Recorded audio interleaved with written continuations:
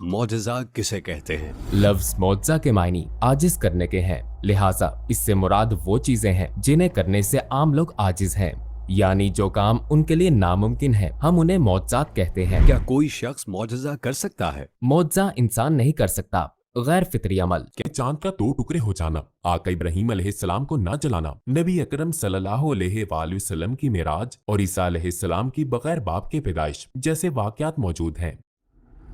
वो मुझे हकीकी नहीं लगते। मेरे लिए इन पर यकीन करना क्यों जरूरी है? दरअसल मौजज़ात तो अभी भी हमारी आंखों के सामने हो रहे हैं, लेकिन चूंकि हम इन वाकयात के आदी हो चुके हैं, लिहाजा हम इन्हें मौजज़ात नहीं समझते। मेरा मतलब क्या है? दूसरे लफ्जों में बच्चे की पैदाइश, शहद की मक्खी का शहद बनाना, ये भी मौजज़ात हैं, लेकिन ये हमें नॉर्मल, मामूली और सादा वाकयात लगते हैं। मैं अभी एक मिसाल देता हूँ। मैं एक आर्टिस्ट हूँ और मैं अपनी पेंटिंग में एक चीज बनाता हूँ जिसे आग कहते हैं, और फिर जब भी मेरी पेंटिंग में रहने वाले लोग इस आग के करीब आते हैं, मैं जाती तौर पर मदाखलत करके इन्हें तकलीफ पहुँचाता हूँ। अब जबकि ये मामला है, क्या मैं ये फैसला कर सकता हूँ कि अगर मैं चाहूँ तो इस आग के करीब आने वालों को तकलीफ ना दूं? हाँ, मैं कर सकता हूँ। क्यों? क्योंकि इनको जलाना या ना जलाना मेरे इख्तियार में है। लिहाजा क्योंकि इस वक्त कायनात में होने वाले तमाम वाकयात बराह रास्त अल्लाह ताला की मर्जी के मोहताज हैं। असल में आग के किसी को जलाने या ना जलाने में कोई फर्क नहीं है, लेकिन चूंकि खुदा आग जैसी चीज का इस्तेमाल जलाने के लिए करता है, हम देखते हैं कि ये इसके बरक्स नहीं हो सकता, क्योंकि उसने खुद इस अमल को इसी तरह बनाया है।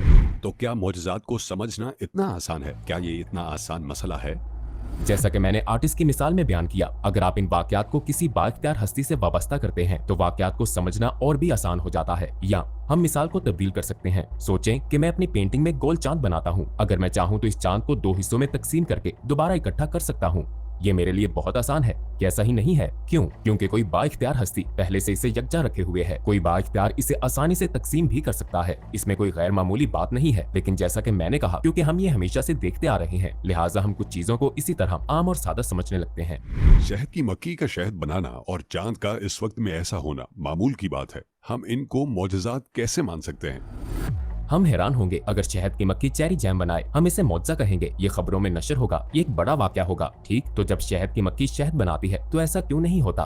क्या फर्क है? अगर शहद की मक्खियां सारी जिंदगी चेरी का जैम बनाती तो शहद मिलना हमें गैर मामूली लगता। क्या मैं ठीक हूँ? या इस बारे में यूं सोचें कि हम इस दुनिया में आते और सैटेलाइट, जिसे हम चांद कहते हैं, 2 हिस्सों में तकसीम होता। ठीक है, ये 2 अलग अलग टुकड़े होते। आप सोच सकते हैं कि अगर ये तकसीम हो गया होता और हमने अपनी सारी जिंदगी चांद को ऐसा ही देखा होता, और कुरान आकर कहता कि नबी करीम सल्लल्लाहु अलैहि वसल्लम ने अपने इशारे से चांद के 2 टुकड़े इकट्ठे कर दिए, ऐसा मौजज़ा पेश आया और फिर ये वापस 2 हिस्सों में बट गया, इस सूरत में हम ये कबूल नहीं करेंगे कि ये इकट्ठा हुआ था। क्या ऐसा नहीं है? लिहाजा हम इस बात को कबूल नहीं करेंगे कि जो चांद हम अभी अपनी आंखों से देख रहे हैं वो इस शक्ल में भी हो सकता है। ये सिर्फ इसलिए है कि चीजें अब हमें आम लगती हैं। तो हाँ, चांद के 1 टुकड़ा होने और चांद के 2 टुकड़े होने में कोई फर्क नहीं है, क्योंकि एक बाइख्तियार खालिक है जो इसे खुद इकट्ठा रखे हुए है। ये है वो दावा जो हम कर रहे हैं। ठीक है, मैं समझ गया। खुदा के लिए कोई गैर मामूली काम करना आसान है, क्योंकि वो हर चीज को अपनी मर्जी से कंट्रोल करता है। लेकिन हमें कैसे मालूम हुआ कि ये उसने किया है? ये मुमकिन हो सकता है, लेकिन क्या आपके पास कोई सबूत है कि ऐसा हुआ?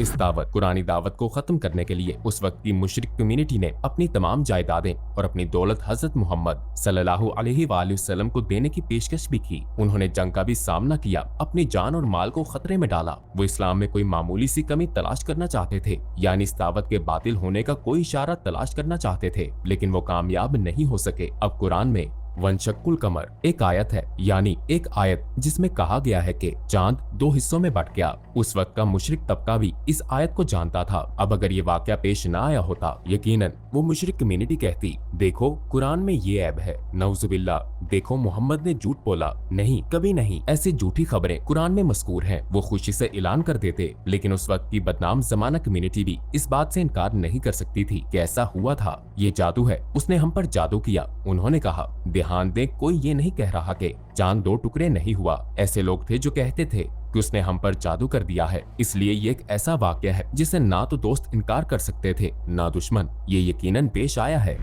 ठीक है, नबियों को मौजज़ात क्यों दिखाना पड़ते हैं? अगर कोई अभी आपके पास आए और कहे कि मैं एक पुलिस अफसर हूँ, तो आप कहेंगे मुझे सबूत दिखाएं। सबूत दिखाएं, ठीक है। और अगर वो शख्स कहे कि मैं आपको ऐसा सबूत दिखाने जा रहा हूँ कि पुलिस सरबराह जाती तौर पर आपका ख्याल रखेगा, जब आप उसे देखेंगे तो ये वाकई एक बड़ा सबूत होगा। बिल्कुल इसी तरह रसूल जो आता है, यानी नबी, कहता है मुझे उस खालिक की तरफ से मुकर्रर किया गया है जिसने हर वो चीज पैदा की है जो तुम देख सकते हो। लिहाजा जब आप उससे कहते हैं और आपके पास इसका क्या सबूत है, अगर वो कहे कि वो खालिक मेरी दरख्वास्त पर कुछ ऐसा करेगा जो वो आमतौर पर कभी नहीं करता, यकीनन ये उसकी नबूवत का वाज़ेह सबूत होगा। और चांद का 2 टुकड़े हो जाना बिल्कुल यही चीज है, जबकि आमतौर पर अल्लाह ताला चांद को कभी 2 टुकड़े करके इकट्ठा नहीं करता। हमारे नबी सल्लल्लाहु अलैहि वसल्लम का मामला साबित करने के लिए, ज्यादा वाज़ेह तौर पर उनकी तस्दीक करने के लिए ऐसा वाक़या रोनमा होता है और ये खुद ब खुद बताता है कि ठीक है, देखो कायनात के खालिक यानी वजूद के खालिक ने अपने रसूल के लिए अपनी आदत को बदल दिया। इसका मतलब ये है कि वो एक नबी है। ये दरअसल हमारे लिए एक बहुत वाज़ेह सबूत है। ऐसे लोग भी हैं जो कुरान को मानते हैं, लेकिन जो कुछ आप कह रहे हैं वो इसका इनकार करते हैं। कुरान की आयत का इनकार करने वाले? जी हाँ, वो कहते हैं चांद असल में तकसीम नहीं हुआ था, वहाँ कुछ और लिखा हुआ था। क्या आप उनकी बात कर रहे हैं? जी हाँ, आप उन्हें क्या पैगाम देना चाहेंगे? तो ये केस है। जो कुछ भी मैं समझता हूँ उसकी वजह तफसीर ना पढ़ना, उलमा की आरा ना सुनना होती है और एक वजह अरबी ना जानना भी है। मिसाल के तौर पर मैंने एक मजमून पढ़ा जिसमें चांद के 2 टुकड़े होने की वजाहत की गई थी। ये मुझे बहुत बेबुनियाद मालूम हुई क्योंकि आयत में कहा गया है वनशक्कुल कमर, यानी शक इन चकाक। जो भी अरबी बोलता है वो जानता है कि इसका मतलब है तकसीम। लिहाजा चांद के टुकड़े होने का मामला वाज़ेह तौर पर मौजूद है। इसके अलावा खुदा की पनाह मांगता है, या नारुकूनी बरदऊ वस्सलामा, ए आग ठंडी हो जा और इब्राहिम के लिए सलामती बन जा। अल्लाह ताला फरमाते हैं बरदऊ वस्सलामा, बर्द यानी ठंडी, सलाम सलामती वाली। वो आग को फरमा रहा है तो आग सलामती वाली बन जाती है। अब ये आयात बिल्कुल वाज़ेह है और मुस्लिम उलमा इस मसले पर मुत्तफिक हैं। मैं समझता हूँ कि इसके उलट कोई बात कहना यकीनन कुरान को ना समझना है और इसकी वजह मालूमात की कमी, इल्म की कमी है। अभी के लिए बस हम यही पूछना चाहेंगे। मजीद मुश्किल सवालात के साथ दोबारा मिलेंगे।